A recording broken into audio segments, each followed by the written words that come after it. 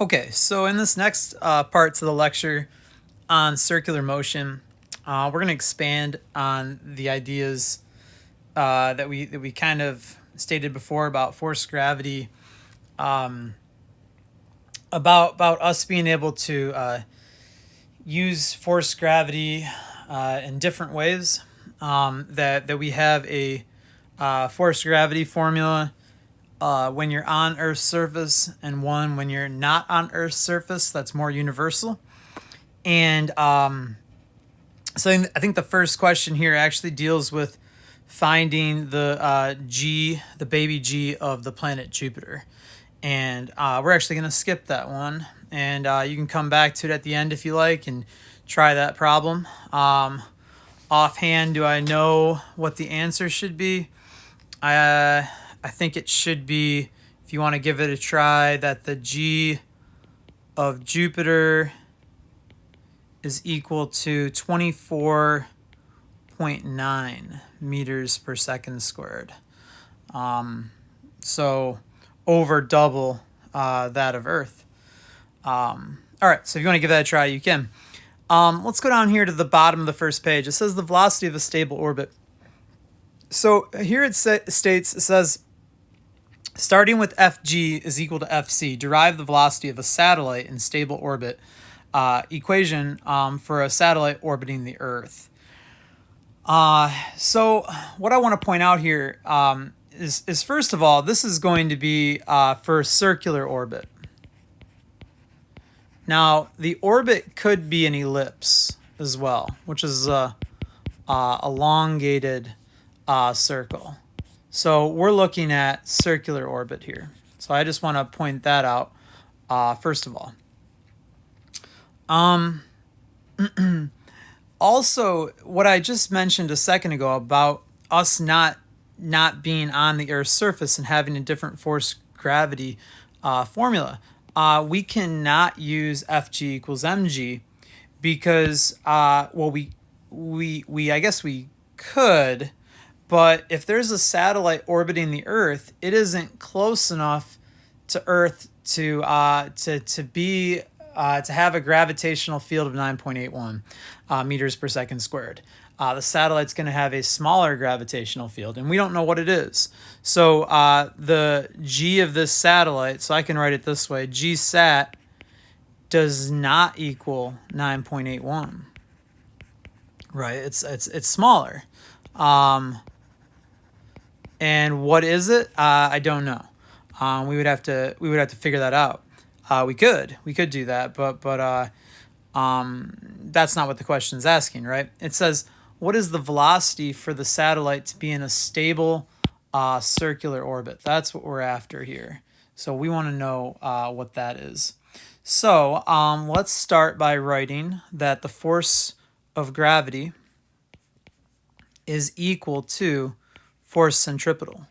Now, the reason we can do this, right, is because we're assuming the satellite is in circular motion, and if the satellite is in circular motion, then what is pulling around the Earth? Then what is pulling that satellite, right? If I was to draw it, see if I can. Oh, okay, that's nice. It's cheating right there, but easy to draw a circle. So if we have the Earth here and we have a satellite orbiting the Earth, we know that to be in circular motion, that and this is the satellite I tried to draw right there in green, right? To be in circular motion about the Earth, there has to be a center-seeking force, and so I can draw that center-seeking force. And the question becomes, well, that would be, whoops, doesn't seem to want to, that center-seeking force,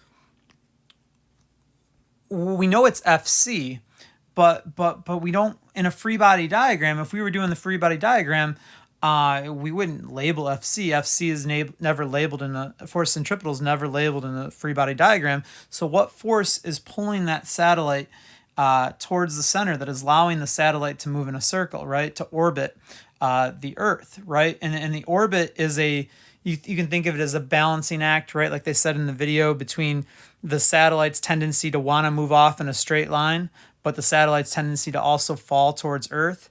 That if it's moving fast enough that it will fall, but not be able to hit the Earth because of the Earth's curvature. That the satellite tries to fall and hit the Earth, but won't, because it's moving so fast and is trying at the same time to move off in a straight line. So that allows the satellite to be in orbit. So this satellite has to be moving pretty dang fast. But this force here has to be forced gravity, right? That there is a force here pulling the satellite back towards the Earth that is allowing circular motion. So coming over here, then, we can write this equation that force gravity is equal to force centripetal. And here we have to use the more universal gravity formula, which we learned the other day, is G, the mass of the satellite, the mass of the Earth, divided by R squared, which is the distance from center to center. So that would be the radius of the Earth plus this altitude, right? And I try to draw that kind of dotted. So we'd have to add those values to get all of this, which would be R, right? And so anyways, coming back over here, we know that force centripetal is equal to m times a centripetal, right? Or force centripetal, how do I want to write this? Let me go ahead and just, it's m times a sub c, which a sub c is v squared over r. All right, so what we should be seeing here is that this velocity, this v value, is going to tell us the velocity for the satellite to be in a stable orbit. And since the satellite is in circular motion, right, that this mass here has to be the mass of the satellite over here on the right side. And that's important because if you're like me, you probably want to start canceling variables off already, right? So let's get rid of the mass of the satellite, which is pretty cool to note here, right? So something that is orbiting the Earth, it doesn't matter what its mass is, that the speed it's going to take to orbit the Earth does not depend on the mass of the satellite. We can cancel one of the r's off of the bottom over here, and we can cancel this r off over here. So I think that's it. Let's go ahead and rewrite.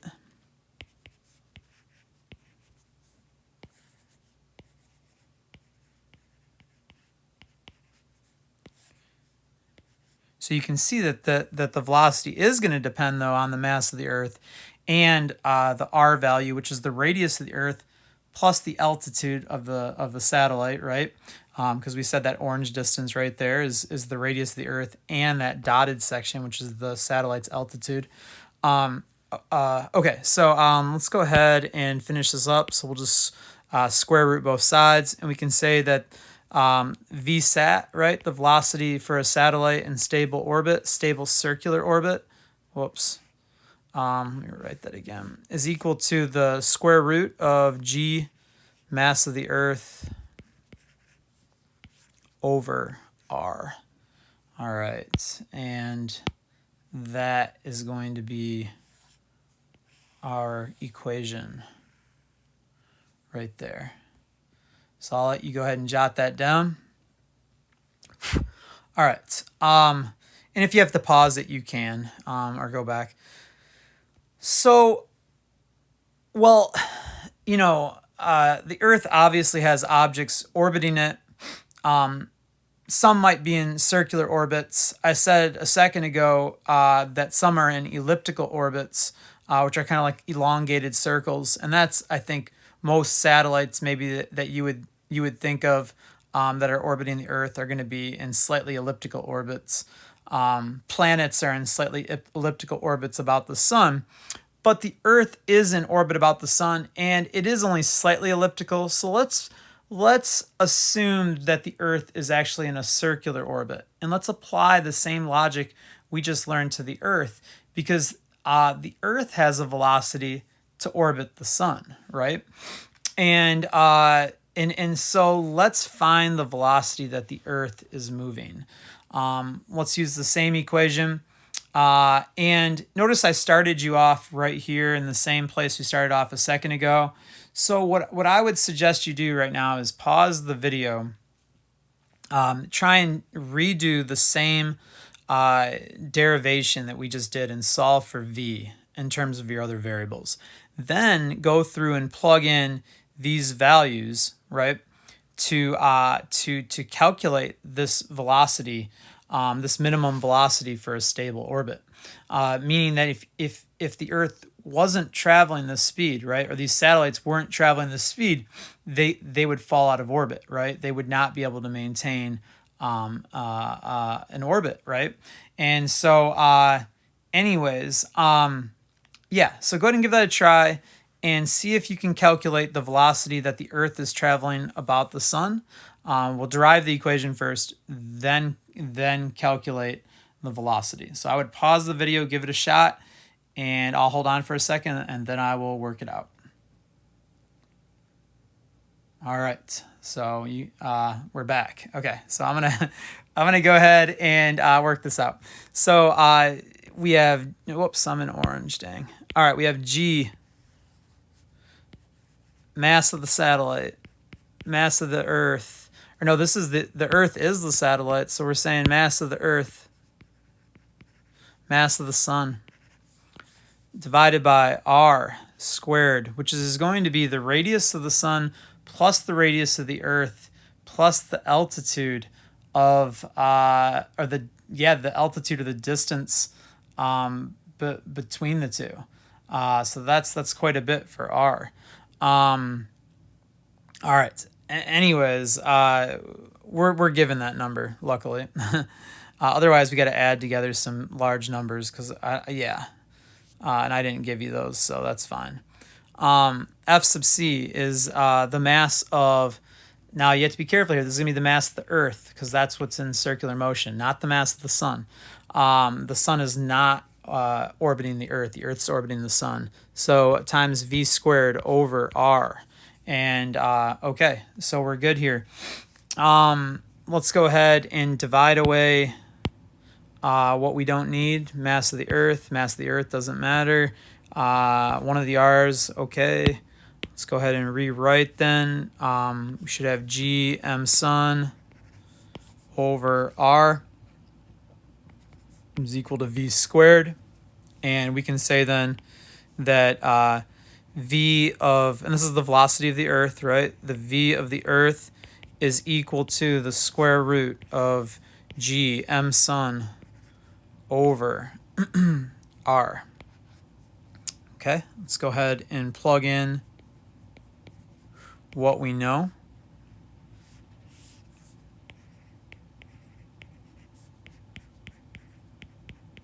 Once again, I'm going to not worry about units on big G because they're just kind of crazy or hard to remember and not really worth it. The mass of the sun, we won't need the mass of the Earth. I just put it in there just to kind of throw some smoke up in the air and see if you guys would be fooled into thinking you would need it. 1.99 times 10 to the 30th.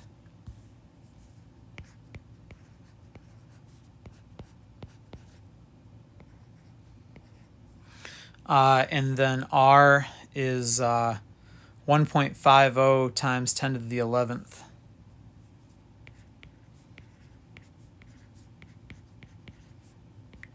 And obviously these aren't exact, right? But they're useful. They're close enough. And these equations, these that we're using right now, that we're using in this chapter, give us an idea of how we know these things, right? Of how we know how large the sun is, or how we know how large the Earth is, and things like that, based on how long it takes, say, for the Earth to orbit the sun.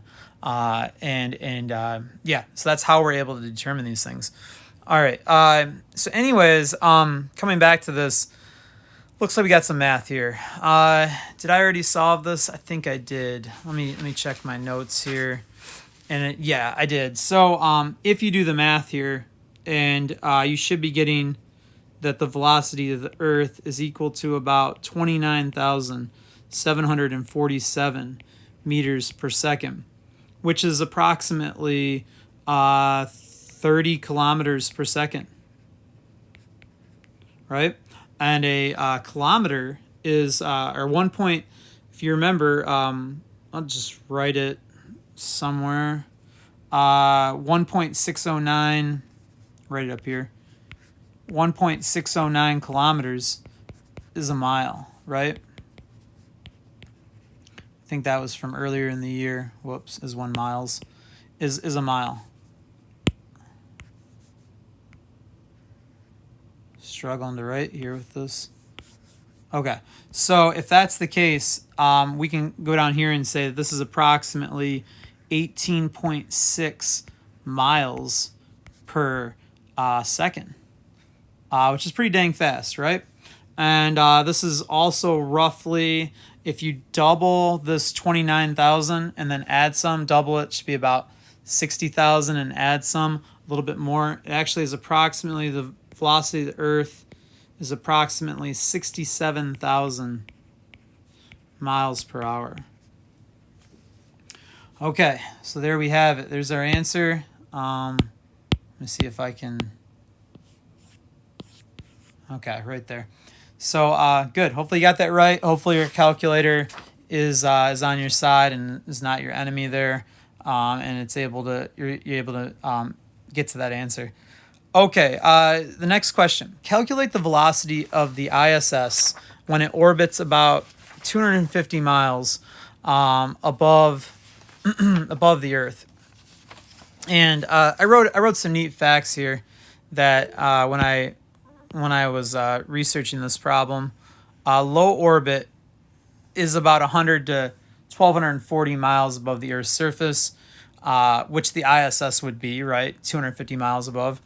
And then you have high orbit, or high altitude orbit, which is greater than 22,240 miles above the Earth's surface. So these satellites can be up there at different altitudes. What else did I want to say about that? When they're up there at these altitudes, they are not experiencing as much air resistance, right? So we don't have to worry about the air, right? The atmosphere. So that's why they can stay up there in orbit as long as they can. But the ISS does need some way to maintain its orbital speed. So they do have to have some way to further propel it so that it stays at the velocity of a stable orbit. Well, what is that velocity, right? I think that's the question here. So the mass of the Earth is 5.98 times 10 to the 24th kilograms. The radius of the Earth is this. Okay. So I gave us some steps here. Let's start by our R value is going to be the Earth's radius, right? Plus this 250 miles, because that's how high the satellite is above the Earth. Okay, so once again, it is, let me draw this because I think this might be slightly confusing. So it's this again, right? That the satellite is maybe here, and this is the Earth. Obviously, this isn't drawn to scale. So we have the radius of the Earth plus this distance right here, which is 250 miles. So what I want you to do right here first is to convert this into meters, and then we can add it on. I might have even wrote to convert it to miles, or not to miles, but what did I write? I wrote something different, I thought, on this. I think I'm thinking of the next problem. Okay, never mind. Yeah, so let's just convert it to meters and then tack it on to the radius of the Earth, which is that right there, right? 6.37 times 10 to the 6 meters, roughly, what, 6.37 million meters. Okay, so let's add on this amount of miles. You can probably guess where this is going. This is going to be pretty insignificant, but let's do it, right? So 250 miles to get to meters. Let's just go kilometers. I think that's probably the easiest. So 1 mile is 1.609 kilometers. Cross off the miles. And then we can say 1 kilometer is 1,000 meters. Cross off the kilometers, and we're left with meters. So we're done there. Let's go ahead and multiply the top across. I think there's nothing on the bottom to divide. And let's see, do I already have this calculated? I think I do. If we do the math here, we end up getting, because you can do the rewrite, right? Which is you write everything that's still there, 250, 1.609, 1,000 meters. And then on bottom, you just have a 1, right? But if you do the math, it ends up equaling 402,000. I guess it's going to get a little bit bigger. I'm not. 250. Yeah, it's definitely going to get a little bit bigger. 250 meters. Okay, so there's our answer. And this is going to be what we add on to create R, right? So we're saying R is going to equal 402,250 meters plus 6.37 times 10 to the 6 meters. So yeah, it's definitely going to matter because that's almost 500,000 meters right there. So let's go ahead and do the math here. I think if we do, we end up getting this is about 6,370,000. When we add these, it's going to give us about 6,772,250 meters. All right.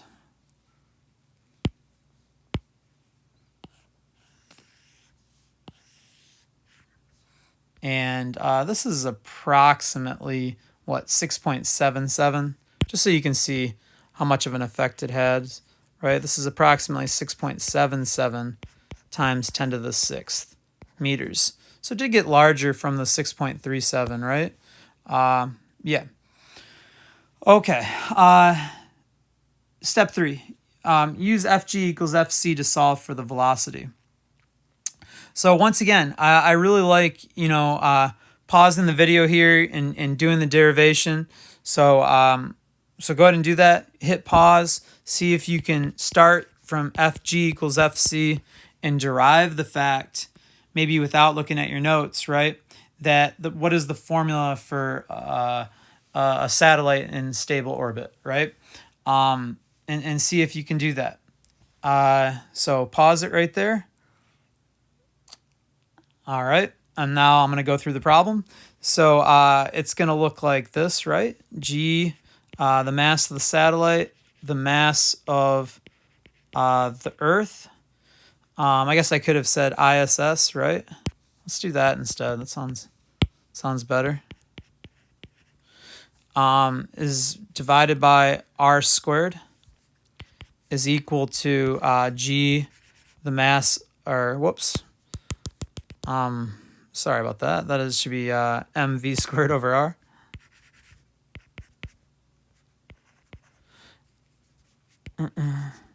And making sure we're using the ISS mass. Okay, struggling here.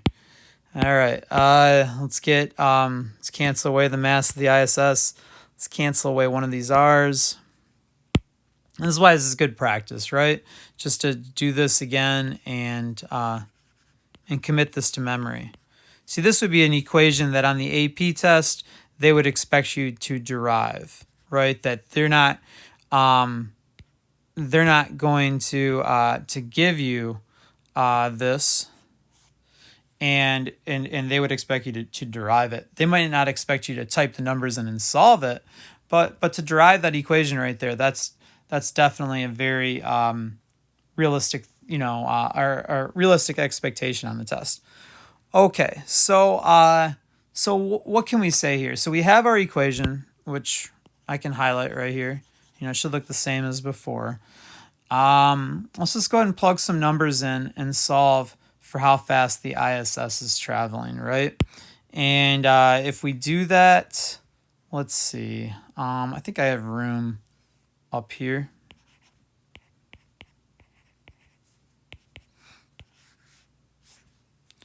Okay, 6.67 times 10 to the negative 11th.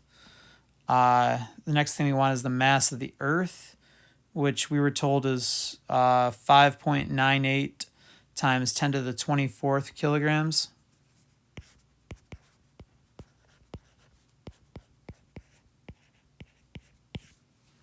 Okay, we're going to divide that by R, which was that 6,772,250.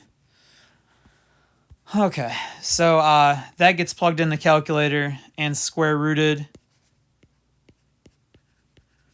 We should have said that the velocity of the International Space Station is 7,675 meters per second, roughly, right? And so what does this mean exactly? How fast is that? Well, if we double it, then add some, we should be saying, I want to say this is about, if you double it, what's that, about 15,000, 1,200, 15,000, 15,200, 15,300. I think if we add some, probably around 17,000. I think I've looked it up before, and 17,500 sounds right, approximately. Miles per hour. All right. And good. So let's cruising. And that's kind of the idea, right? Not a whole lot of air resistance, or no air resistance, actually, I believe, to contend with. And so it's able to be launched up there at the speed and to stay in orbit with, a little bit of, still giving it a little bit of energy to maintain the orbit. Why? Because probably some internal resistance. If there is a little air resistance, I don't think there is, but if there would be, that could be a problem. But yeah. So it's still giving a little bit to boost it, to keep it at this speed.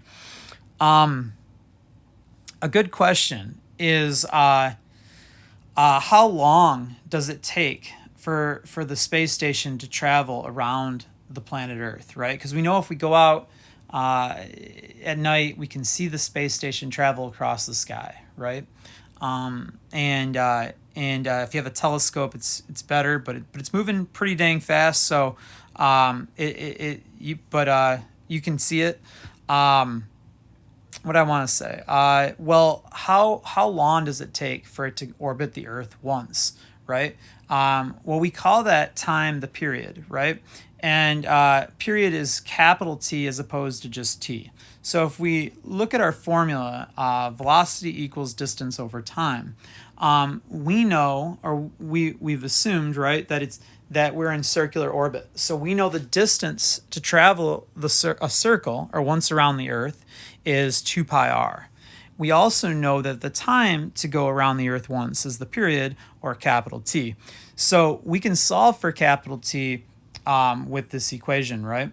And we can just plug in our numbers. We can also rearrange this, right? And times both sides by T, divide both sides by V. And why would we do that? Well, by doing that, we can see that the period is equal to 2 pi r over v. So we can go ahead and solve for this. And I think the only problem we might run into is in the end, the units for the period are in seconds, and that's kind of obnoxious, but that's okay.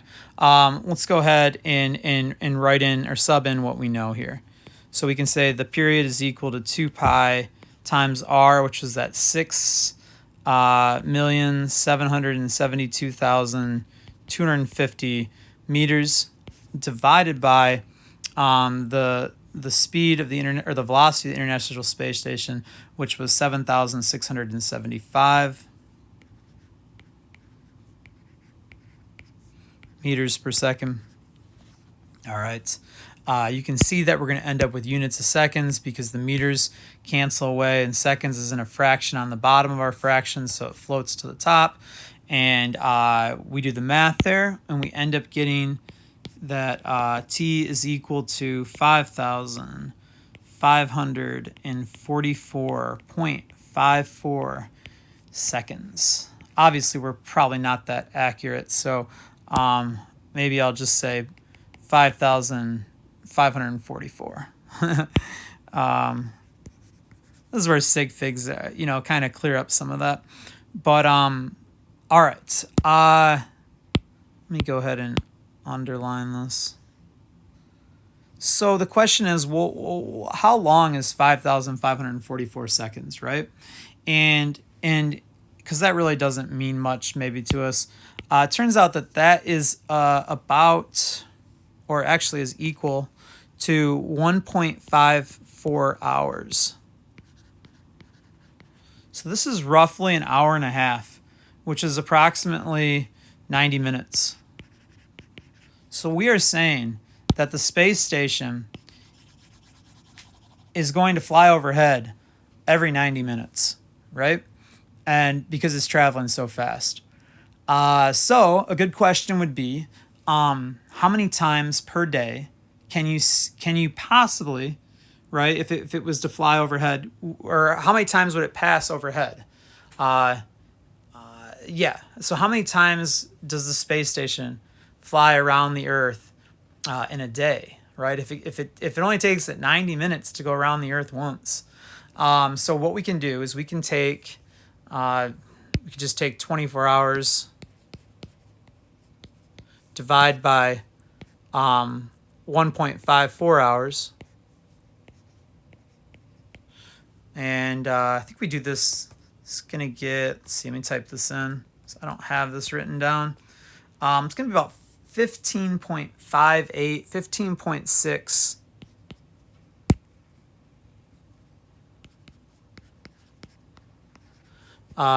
You could say revolutions, you could say cycles. I'm just going to say 15.6 times. So that means that the ISS travels around the Earth 15.6 times per day. Okay, pretty cool.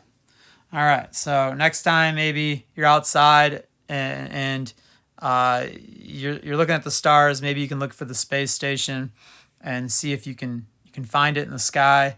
It does move pretty quick, and that's probably why if you keep your eye on it, you would know that it's the space station you're looking at. But you'd have to know where to look in the sky, and but it's definitely visible without a telescope. But if you want to see details, you would need a telescope. All right. Okay, so let's go to this next problem here. Deimos, one of the two moons of Mars, is much smaller than the Earth. Its radius is roughly 6.3 kilometers, which I think is about 4 miles for its radius, right? 1.609 kilometers is a mile. So I think it's around 4 miles or so. Let me go ahead and highlight that.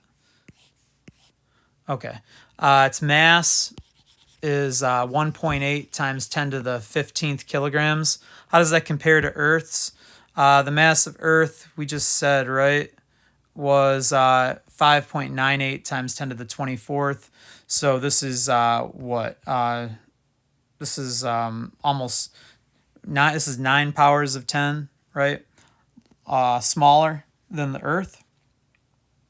Okay. In miles, what is the circumference of Deimos? Okay. So, circumference is equal to pi times the diameter, or 2 pi, or 2 pi times, or pi times the diameter, or 2 pi times the radius. All right, so I'm going to use 2 pi r here. And before I do that, let's get the 6.3 kilometers into meters. So that would be 6,300 meters, which is moving my decimal 3 times to the right. And always, always double checking that, just with, if the unit gets smaller, the number should get larger, right? Because 6,300 meters is the same as 6.3 kilometers, right? They're the same thing. All right, so anyways, coming down here, let's go ahead and plug that in.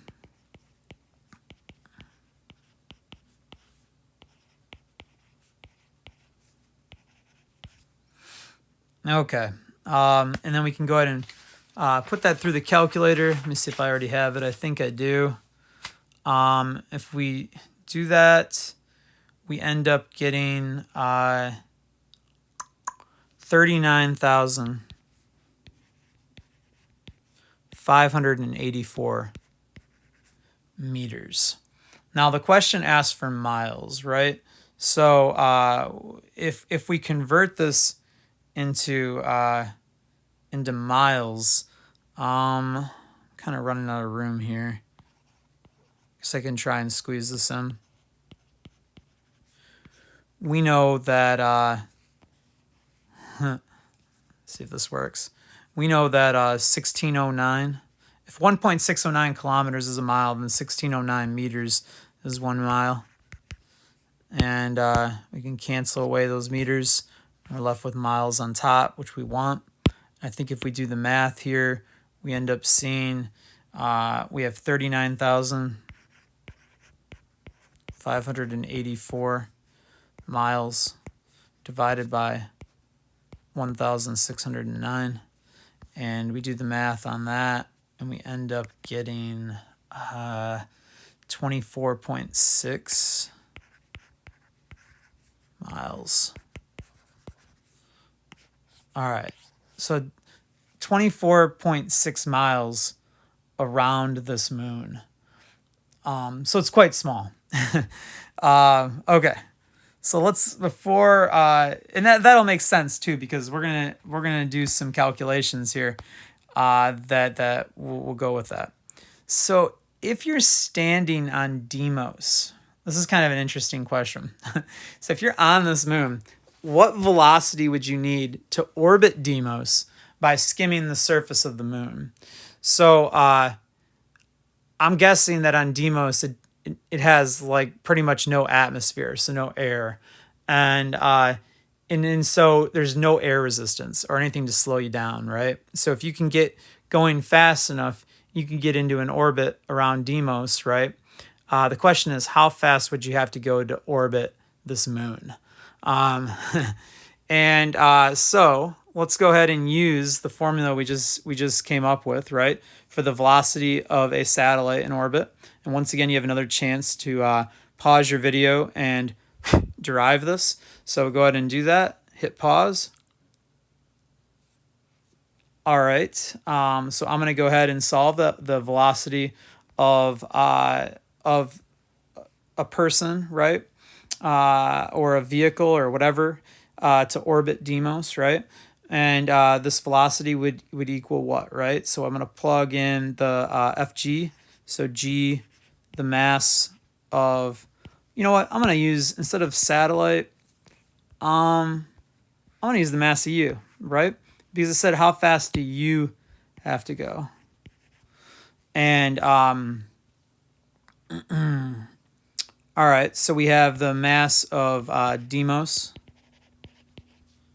over r squared, which is pretty much the radius of Deimos, right? Because if you were standing on the moon, you would not have any altitude, right? You're just on this moon of Mars. Okay. And we can set that equal to the mass of you, because you want to go into circular orbit about Deimos, and times your velocity over r, which would be the radius of Deimos. Okay, so you can see it's the same thing we did before, right? Cancel one of these away on bottom, cancel the r on the other side, cancel the mass of u. It doesn't matter. The velocity you need does not depend on your mass. So if you solve for this, you can see that the velocity of u, right, would have to equal g, the mass of Deimos, over r and square rooted, right? Okay, so this is the same equation we had before. We can then plug in what we know about Deimos, because I think we know some of these values. So we can rewrite this, as, let me see if I can get some room here. We can rewrite this as the velocity of u would have to equal the square root of 6.67 times 10 to the negative 11th. And if you didn't crunch this in your calculator, I would like you, this is the mass of Deimos, I would like you to pause the video and try to plug this in your calculator. The radius of Deimos was 6,300 meters. Plug this in your calculator, square root it, or multiply the top, divide it by 6,300, square root it, pause it, and try that in your calculator and see if you get the answer that I get. Because I think if you do this, right, you're going to find that the velocity you would have, so I'll let you pause it, and then I'll put the answer there. So hit pause. All right. The answer you should have gotten is, whoops, something happened to the screen there, is 4.3 meters per second, which is roughly how fast? Well, you double it and then add some. Looks like about 11 miles per hour. So 4.3 meters per second. I'm trying to think.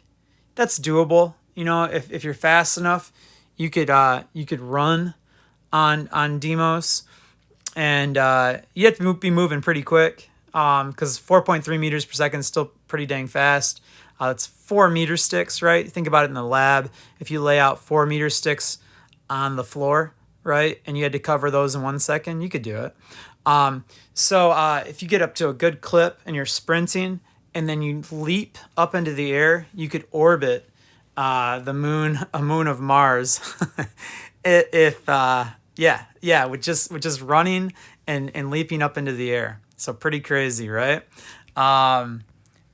Yeah. So let's go ahead and put a line around that or something. All right.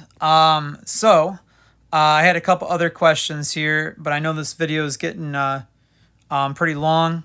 And the next question is, what is the G value of Deimos? So let's at least get this one started, and then we'll stop the video because I've been talking a long time. So let's do one last thing. So we figured this moon is very small, right? So it's got to have a tiny baby G. Now, Earth's is 9.81. We saw in the beginning of the video, I think Jupiter's was about 24.8 or something. What did I tell you it was? Whatever I said it was. I got it written down somewhere, but I don't know where it is. Okay. Anyways, it's around 24 point something. And so the good question is, well, what is the baby G of Deimos? So you can try this on your own, and then you can calculate your weight on Deimos, right? And I put a weight of a 50 kilogram person, 110 pound person. So if you were on Deimos and you were a 110 pound person or 50 kilograms, how much would you weigh, right? And because weight is Fg equals mg, but this would be g Deimos. So what is the baby g of Deimos, right? Because the person's weight is 50 kilograms. What is the g of Deimos? So what we'll do here is use Fg equals Fg, like we did in the last lecture, right? And use the fact that we have the mass of, say, U times the g of the planet, which in this case is Deimos, right? But it could be any planet, right? And is equal to the other force gravity formula, g times the mass of U times the mass of Deimos over the distance or from U to the center of Deimos, which is just the radius of Deimos. I mean, sure, it's a little bit larger than that, but the half the height of U, or the distance to your center from the ground, is negligible. So what did I forget here? I don't think I forgot anything. I think it looks good. So let's go ahead and cancel off the mass of U, right? It does not affect the baby g of Deimos. That's why it's a field, right? It's kind of what's created by the moon that doesn't involve U, right? It's meaning any mass put in this field will experience a force. So that's kind of the field idea behind forces. All right, so we can say that g Deimos then is equal to g, the mass of Deimos, over the radius of Deimos squared. And this is our baby g of any planet, right? But you just sub in the word planet there, and you can calculate that g Deimos and then find how much you would weigh on Deimos. Let's go ahead and do it, right? Why not, right? I figure if you want to stop watching right now, you can, but if you already made it this far, if I got some true believers that watch these videos and that made it this far, maybe you feel ripped off if we didn't finish this problem, right? You got to see the end of the movie. Can't leave early. I think you people know what I'm talking about, right? Like I remember my parents or my dad would always want to, like, if we went to like a concert, if we went to a Michigan football game, he would always want to leave in the third quarter, right? To avoid the traffic.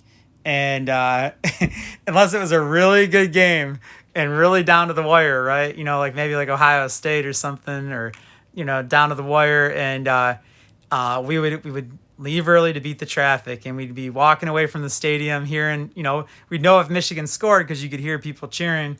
And anyways, yeah, so got to beat the traffic. I don't know what else to say.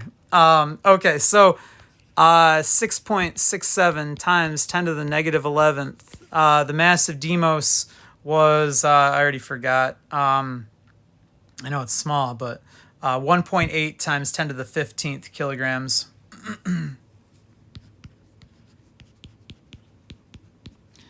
Okay, and I can write kilograms in there if you like. The radius of Deimos was at 6,300 meters. This is going to get squared. Okay, so let's go ahead and plug that in the calculator. I do not have this solved. I don't know why. I think most years I do this in class, and they don't always write the notes of it. So you can try and solve it yourself and see if you can beat me to the punch. I'm pretty slow at entering this in my calculator. 1.8 times 10 to the 15th. Hopefully you're using that EE button in your parentheses. Dividing by 6,300 squared. Okay, so what I'm getting is 0.003 meters per second squared. That is crazy small. Yeah. So what are the implications of that? How much attractive force is there, right? It doesn't seem like much, but there's still some, but it doesn't seem like much.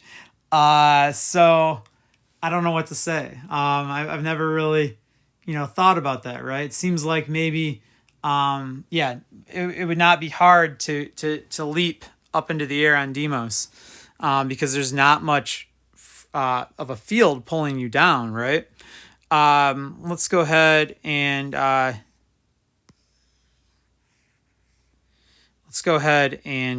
use it, right, to solve for your weight on Deimos if you were a 110-pound person, which is roughly, I think, 50 kilograms. All right, so Fg would equal 50 kg times G Deimos. Right, I'm just using Fg equals mg if you're wondering where the formula came from. All right, 0.003 meters per second squared. All right, so if we multiply that, what's that going to equal? That's going to be 50 times 0.003 is 0.15 newtons. So we said that 1 newton is roughly 4.44 newtons is approximately 1 pound, right? So you're pretty much weightless, right? Because you don't have any weight. On planet Earth, this person would weigh roughly what, right? This 110-pound person would roughly weigh 50 times 9.81, so about 490 newtons on Earth. And here on this moon, they would weigh 0.15 newtons. So there's not much attraction between you and this person and the moon. Yeah. All right. Anyways, that is it. Have a good day.